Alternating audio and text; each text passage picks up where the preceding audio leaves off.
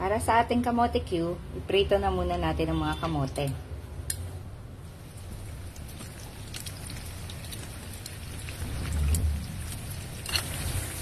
Okay na nga itong mga kamote natin. Pwede nang hanguin.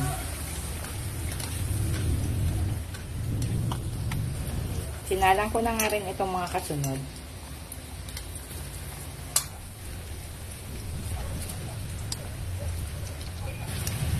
Okay na din tong second batch ng mga kamote. Hanguin na rin natin.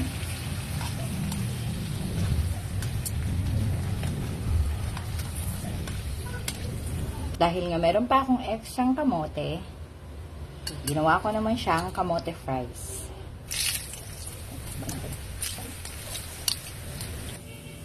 Okay na nga itong ating mga prinitong kamote. Set aside muna natin ito at gagawa tayo ng caramelized sugar. Sa isang kawali na walang hawakan, maglagay ng konting mantika. Maglagay ng brown sugar. At hintayin makaramelize ito. At ito na nga, caramelize na ang sugar, pwede nang ibuhos ang mga prinitong kamote.